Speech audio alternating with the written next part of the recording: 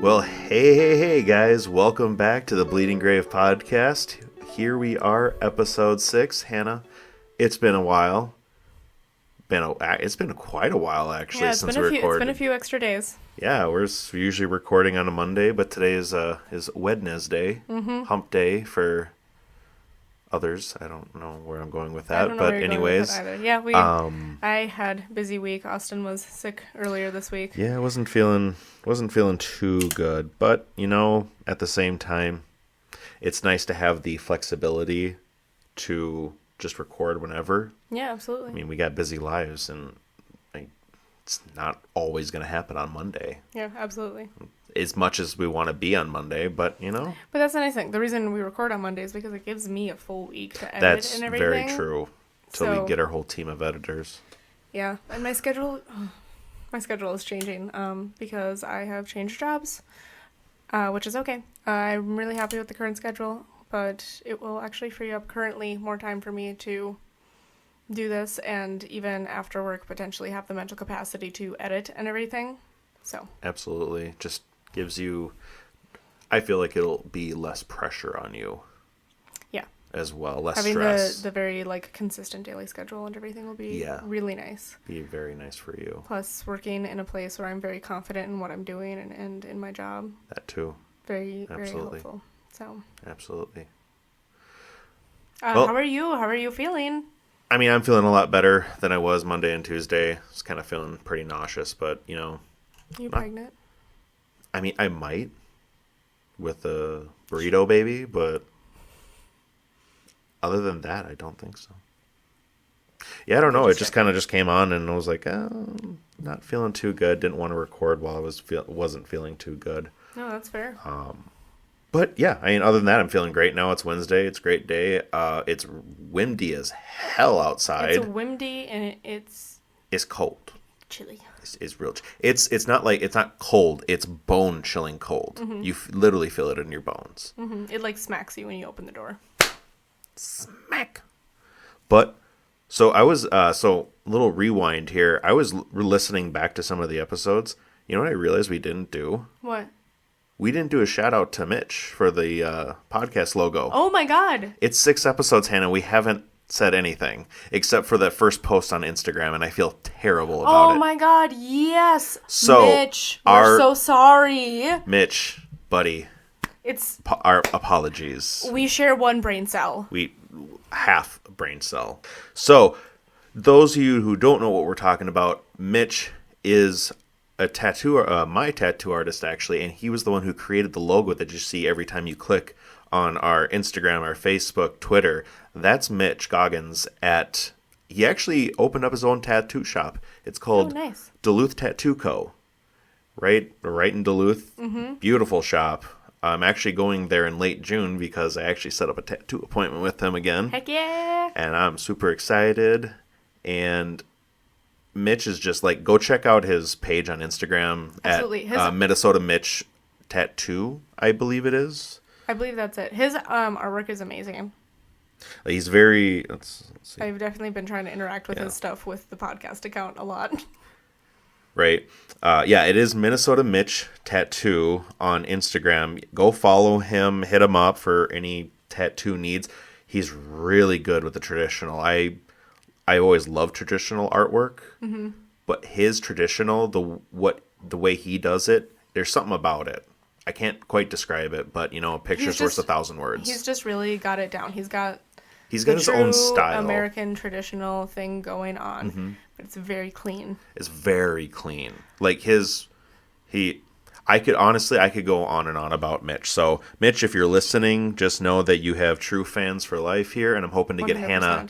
I hope to get Hannah up to your shop sometime. I'm hoping to come for a dagger tattoo. Ooh. I really want a dagger. Mm-hmm. Absolutely. Another thing I wanted to announce that our website is 100% up and running. Ooh. So you can find us at thebleedinggrave.com. And when you're on there, you can find our link tree. And you can also find the most recent episode right on our homepage as well. Are you looking it up? I am, yeah. I'm looking at it right now. So there are some improvements that will need to be made We're going to get a host page up. We're going to work on probably an episode page so that you can look up specifically what's going on in each episode. Absolutely. All things that we are going to put in little categories and subcategories that it'll make it more interactive. But right now, you can get to the meat of everything. You can get to the link tree. You can listen to the episodes, get to social media. Yep.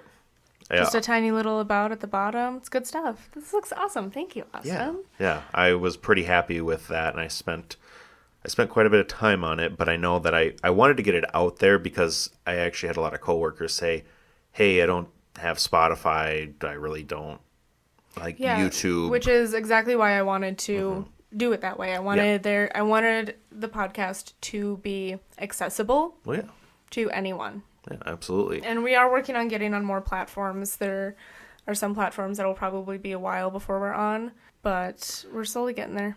I say we got a good base right now. Mm-hmm. Absolutely. Yeah, you can listen to us in multiple places. I do want to say SoundCloud, we don't have past episode 4 on there as of right now, just due to having to pay to upload more currently. So as soon as... I didn't know that. We had to pay?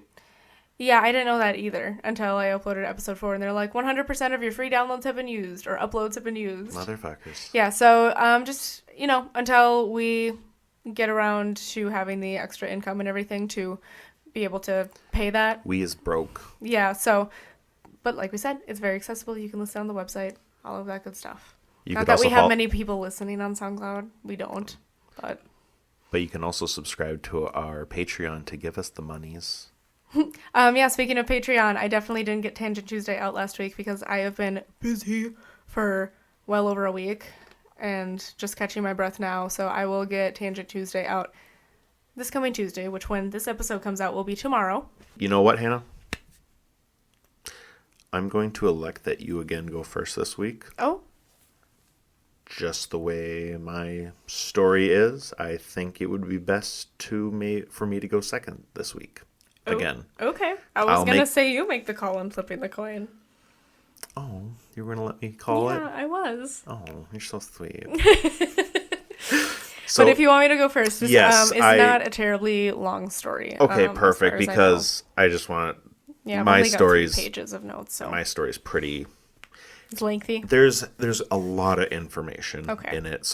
But I also feel it would be best to be second. Okay. So, with that being said, Hannah, take us away.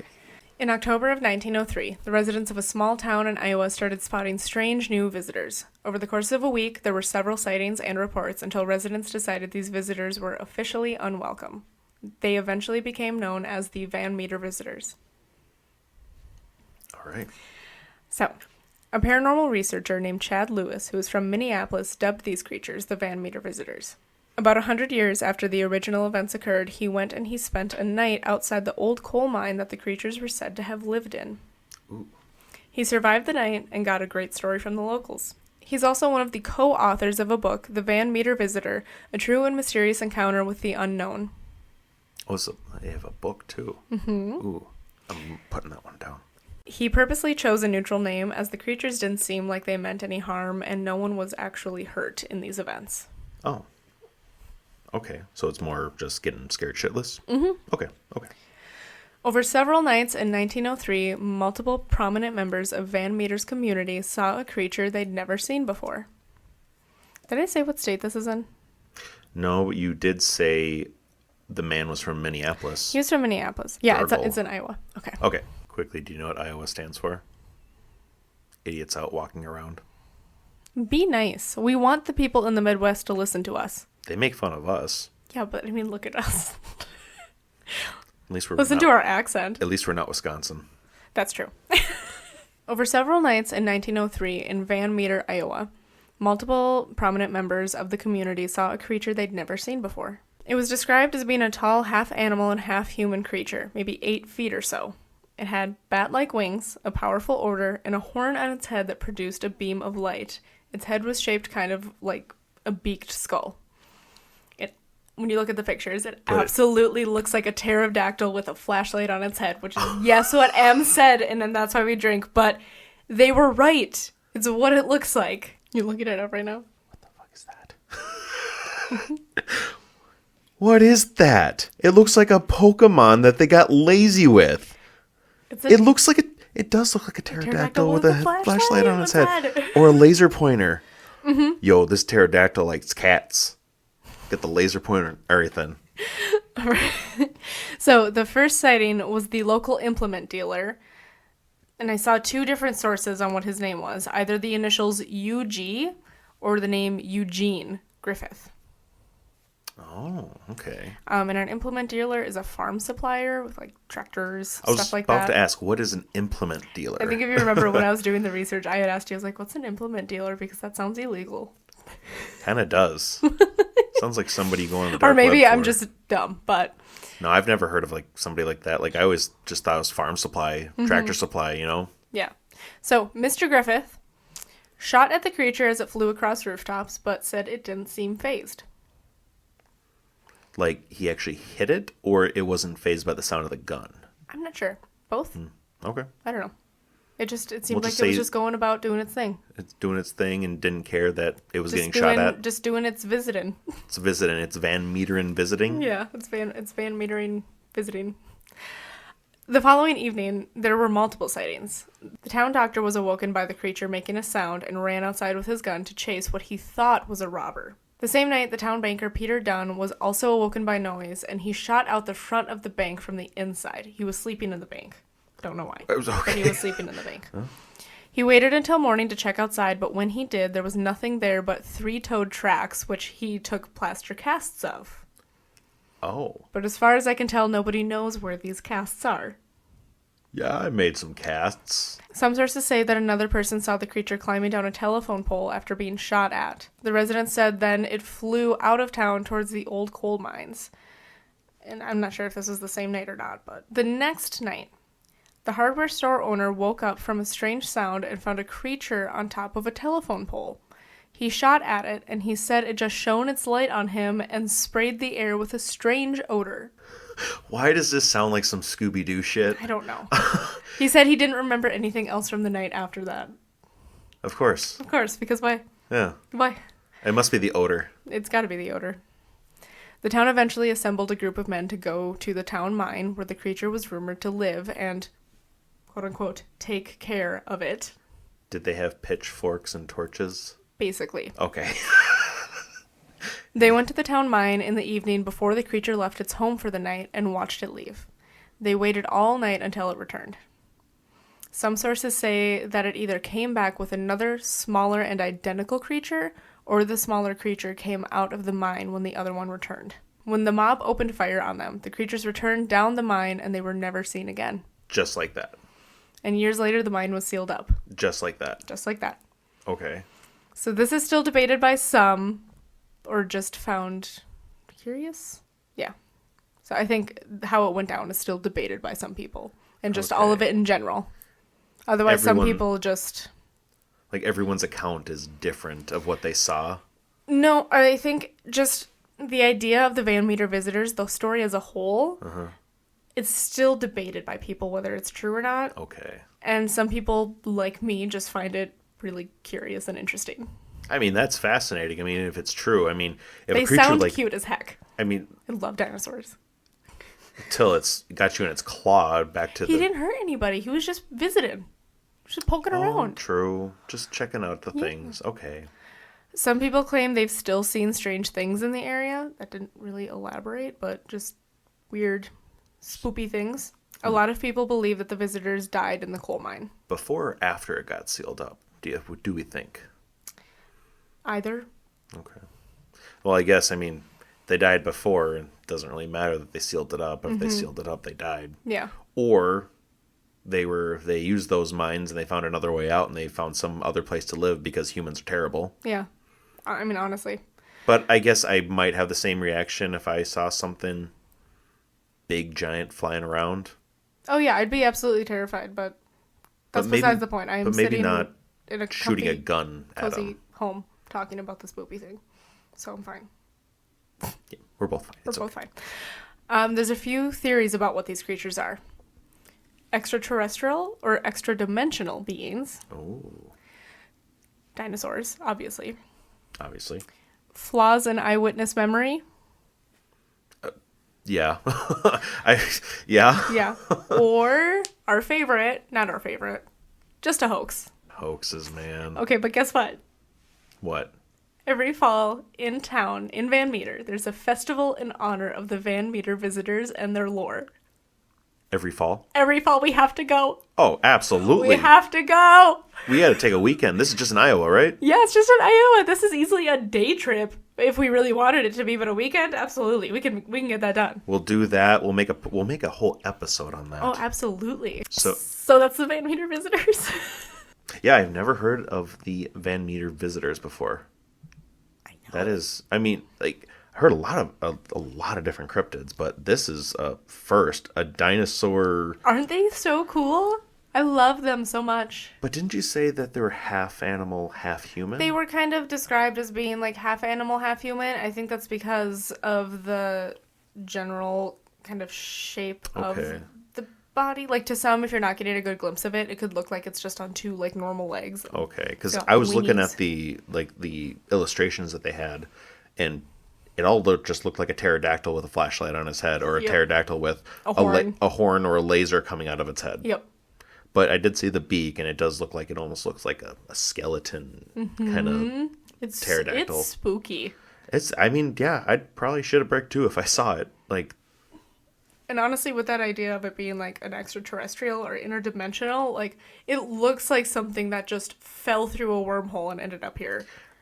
Exactly. But so, or a portal, just whatever. So when you were describing it, and I thought of how I thought of the Scooby-Doo thing was like, okay, so this is a man in a costume with a light, so if anyone looks at him, the light shines on them, blinds them, and now they can't see anything. Well, now you're just thinking like a haunt actor. Well, I'm just thinking like, so how Scooby-Doo would have gone through. No, that's okay? true. But yes, no, I'm not thinking like a boo. Okay. All right, what do you got for me? So, I have probably one of the hardest topics I have researched to this day. It is the Oklahoma Girl Scout murders. No, I know this story. You know this story? Yeah. Okay.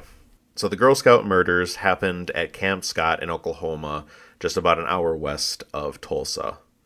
Happened on June 13th, 1977. A little backstory of the camp. The land was bought and the camp was opened in 1928 by the Girl Scout organization. And anyone who goes there, this says it's one of the most beautiful campgrounds in Oklahoma. And it's nice that it's just literally a step away from the hustle and bustle of Tulsa. It sits on about 410 acres and densely wooded. And anyone who has gone to Camp Scott, once you turn off Highway 82, the road narrows down, which they call the Cookie Trail. And the wilderness just comes alive with the color, just the greenery, the animals, everything. That honestly just breaks my heart, knowing what happens, how the fact that it's called the Cookie Trail, how fucking cute. Right. And that it just almost brings you to this magical forest. Right. I mean, this is a 2-week in the summer getaway for these girls, and unfortunately, this is not a happy time. No. But the Girl Scouts have been coming here for generations. Like I said, they opened up in 1928. So the 3 girls we're following are Michelle Gousset, who is 9 years old, Lori Farmer, who is 8 years old, and Denise Milner, who is 10 years old. The camp counselors we'll be following as well are Carla Willett and Michelle Hoffman. Both were in their mid-teens at this time, and they were both, like I said, they were counselors. They were in Girl Scouts, but they became too old to be in the Girl Scouts. So This was Michelle Hoffman's first year for the camp as well. Michelle Hoffman's really excited to be a part of this finally. She loves Camp Scott. She loves being there with all the activities. She's so happy to help these new Girl Scouts and just have a great experience. So 2 months before the Girl Scouts are to arrive, they do all their training, CPR, basic survival, go over camp schedules, food, and everything like that. So after one of these trainings, Michelle goes back to her tent and she finds that a lot of her belongings have been ransacked. And she noticed that her donut box that she had bought in that day was empty. She was looking for. She was not the no. donuts. She was looking forward to those donuts. I would have been too. But when she opened up the donut box, there was a letter, and on the letter was wrote, "We are on a mission to kill 3 girls in one tent." The note was. I forgot about the note. Yeah. Yeah. The note's like, it's kind of fucked up. Well, not kind of. It is. So once Michelle read the note, she took it to the camp director immediately. But the camp director dismissed it as a prank and threw the note away. But over these 2 months before... angry. Hannah's real angry. I mean, it's, yeah. It honestly, just a fair warning, you're going to get more angry as the story continues. It's a very dark story. It's a rough one. Yeah. So the 2 months leading up to the girls arriving, other camp counselors and other people who were there heard and noticed strange things happening around the campgrounds. One counselor saw that a tent had been cut open and slashed open, like someone just took a knife and just slashed it. Other counselors had items go missing anytime they had left their tent for long periods of time, whether it was to do any of their trainings or go canoeing or anything while they were there.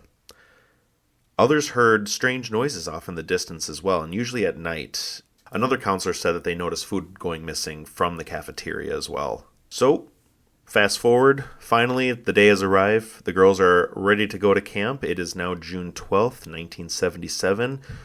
And Michelle remembers driving to the Tulsa Girl Scouts headquarters and just seeing the parking lot jam-packed, full of parents and excited little girls to go to camp.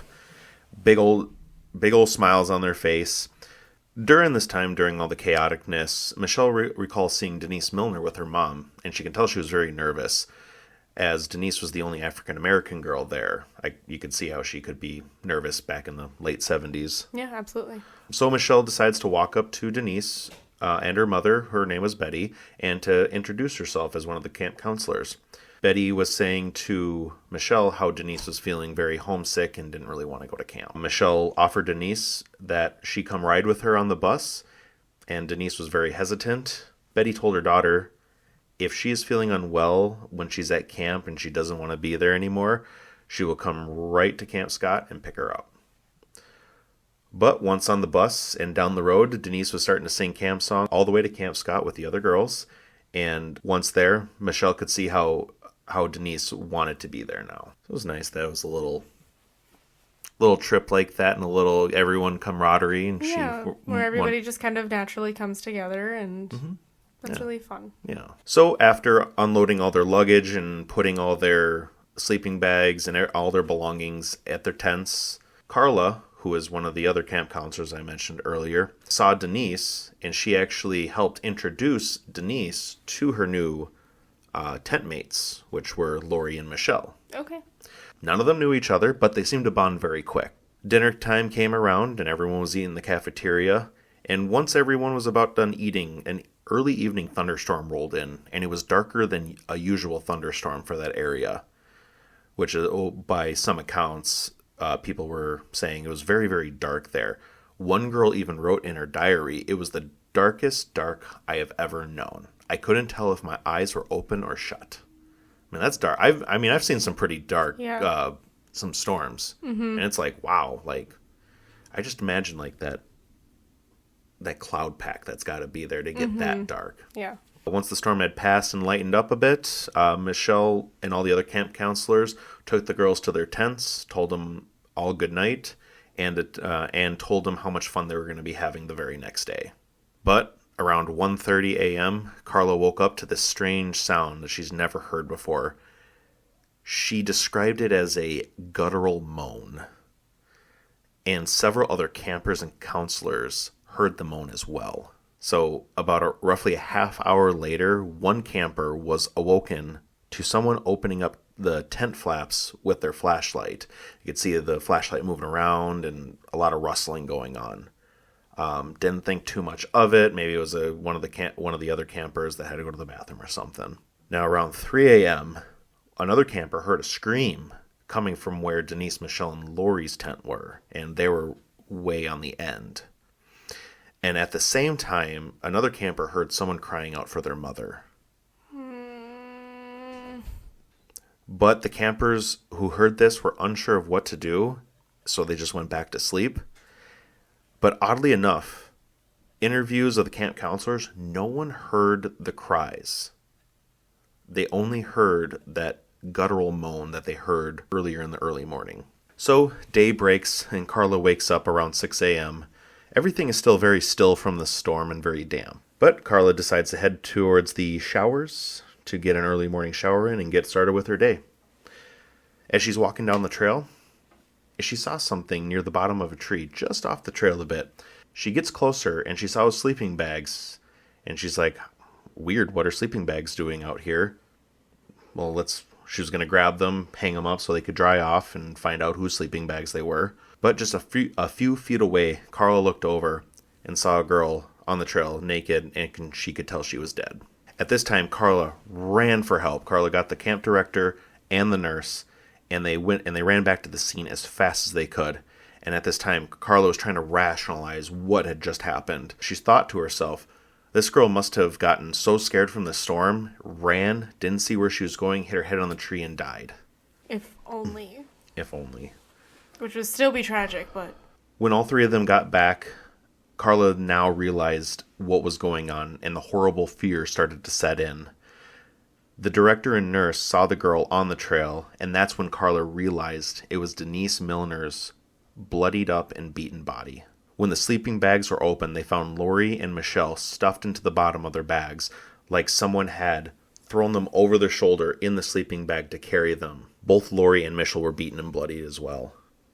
The director called the police and did a head count of all the girls to make sure no one else was missing, and to take them all to the cafeteria so they wouldn't see what had happened. Once police arrived, all the girls were to be sent home and back to their families, and the parents of the deceased were to be contacted. During the investigations, it was found that the girls were most likely killed in their tent, and all three girls were beaten to death. But investigators believe Carla was still alive and tried to escape when she was being carried. They do believe that Carla's death was strangulation, since there was a strangulation mark on her neck and it looked like it was from a rope. Okay. Yeah, like I said, it's a tough one. Yeah. After the coroner arrived, he examined the girls at the crime scene, and it was found that all three had been sexually assaulted as well. It just gets worse. Like I said, I warned you guys, it does get worse. Now, at the crime scene, they found a large red flashlight that was on top one of the sleeping bags. It did have some bloodied fingerprints on it, but unfortunately, they were too smudged to get a good print off of. There was newspaper stuffed inside of the flashlight, what was odd, but it was found that it was to hide the rattle that the battery makes when it's inside the flashlight. The tents were covered in blood and had pools of blood on the floor, and they found a boot print of a size 9.5 shoe. After doing... Men's or women's? It was a men's shoe. Okay. After they conducted their investigation of the crime scene, they decided to do a search of the entire 410-acre camp. It took them roughly a little over a week to go over every inch of that place. But during their investigation, their search of the camp, they found duct tape, rope, and women's glasses all scattered around. But with the tape, there was only like a few rolls, probably 100 feet of rope or more, and there was just the one pair of women's glasses. On June 23rd, police found a cave near the campgrounds, and it looked like someone had been living there. They found a newspaper that matched the newspaper stuffed in the flashlight, and they also found scraps of food and some of the items that went missing from 2 months earlier.